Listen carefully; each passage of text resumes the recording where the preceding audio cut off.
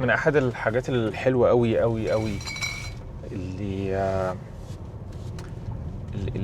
لما الواحد بيفكر فيها بتلاقي ان هي فعلا منطقيه جدا، وفعلا المفروض تعمل عكس اللي انت المفروض تعمله. بمعنى المقوله بتقول اي حد انت هتقابله هو يعرف حاجه انت ما تعرفهاش. اي حد انت هتقابله ايا كان فهو يعرف حاجه انت ما تعرفهاش. وكذلك اي حد انت بتقابله او هتقابله هو بيعمل حاجه بطريقه افضل بكتير من اللي انت بتعملها.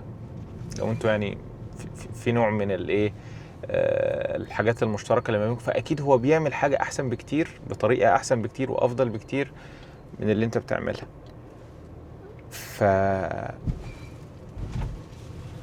هنا ده بيخلينا لما تقابل اي حد ما تحاولش ان انت تبين قد ايه انت جامد وقد ايه انت عبقري وقد ايه انت اجمد حد في المجرة، لسبب بسيط، وان مفيش حد هيعلم حد شايف ان هو احسن منه.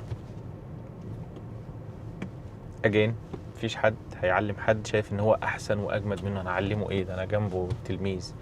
في حين لا، ان كل شخص هتقابله في حياتك هو يعرف حاجة انت ما تعرفهاش، وعلشان تتعلم منه الحاجة ديت ما ينفعش ان انت تبقى زي الطاووس نافش ريشك وعارف اللي هو ايه، بتحاول تبين قد ايه انت اجمد حد في الكون. لان النهر بياخد مية، لانه يعني الجبل فيه مقولة بالانجليزي رائعة بصراحة. كل مرة جت ترجمها بالعربي بتخيش مني. لما بينزل المطر بينزل على الجبل الاول، كويس، على الجبال والهضاب، وبعدين بينحدر للانهار. فالنهر بياخد الخير او بياخد المية او بياخد المعرفة لانه تحت حاطط نفسه في مرتبة اقل، فبالتالي كله عمال يفيض عليه بالحاجات الحلوة دي. فانت لو طول الوقت يعني لو النهر اعلى من الجبل فخلاص يعني هديلك هنا بقى تقدر تقول ان اوكي. او لو النهر مرتفع عن الجبل فالمياه مش هتفيض عليه من كل حته، هيجي له قدر قليل جدا جدا جدا يعني. ف دي حاجه انا بفكر نفسي بيها دايما، لان الانسان عنده هذه النزعه الطفوليه اللي هو ايه، انا عايز ابين قد ايه انا جامد وقد ايه انا قوي ولازم الناس وده لا يتعارض تماما مع مبدأ شو يور ورك بتاع ايست بوستنج كليو، ان انت لازم توري الناس انت بتعمل ايه. بس في نفس الوقت في الحضور بقى، في حضور الناس نفسهم، لا يعني تحاول ايه humble yourself be like the river، كن كالنهر علشان تفيض عليك الايه الحاجات الحلوة دي. لكن لو انت مرتفع وتترفع وكل الحاجات دي ما خلاص، ما انت راجل، انت يو مستر نو ات اول، انت تعرف كل شيء، فاحنا هنعرفك ايه. فهكذا الامر. اوكي الحمد لله الفريم بتاعنا وصل، ويعني على قد المقاس بالظبط بتاع الحاجات الجميله اللي احنا جبناها دي، بحيث ايه يعني الحيطه ورانا كده ما تبقاش ممله وتبقى حاجه انترستنج. احنا محتاجين بقى ان ايه، لا هنحتاج حاجة حادة شوية. ممكن هذه القصافة لعلها خير، والله لعلها خير، بل مو لعلها، أنا أقول لك إنها خيرة من الله سبحانه وتعالى.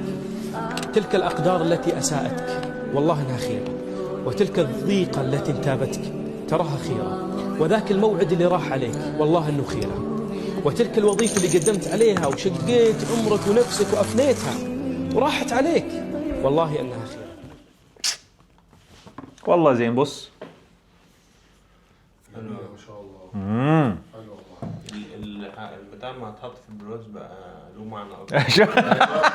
حسيت ان بقى قوي. في جبنه بقى بتاع اللزق دهوت عشان ايه ما نقعدش نخرف الجدران. الله يبارك له استاذ محمد خيال، اخونا الكبير والمنتور لا بعتولي والله، شافني بخرم بالشنيور كتير، قال لي لا وليه وبتاع، ما تجيب ده، وعلق عليه وقوي وبتاع. يا جود مان. ده البتاع اتكسرت. اوب، برواز اتكسر. ده بص يعني توتال لوس. الازاز اتكسر. ماشي. يس. شراية بربع جنيه هتحل المشكلة. ما تغلبش. لا هي البتاعة كانت لازقة قوية. لما شلتها يا اخي، لما شلتها من البتاعة ديت ما لزقتش كويس بقى مرة تانية. كان المفروض نستخدم واحدة تانية يعني. بس ماشي. لعلها خير، والله لعلها خير، بل مو لعلها، أنا أقول لك إنها خيرة من الله سبحانه وتعالى.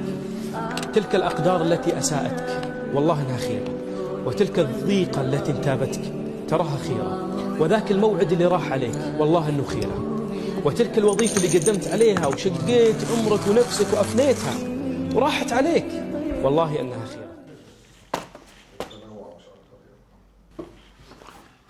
صح، في دي عندك حق. هو الفريم الجيد. يعني كان نفسي بصراحة احط كمان واحد جنبه هنا، او نعمل يعني مش حوالين مش حوالين البتاع ده. بس حلو والله، شكله جميل. ممكن بقى نظبط حاجة تحت هنا كده برضو بحيث يبقى ايه في تكامل. ولكن all is good.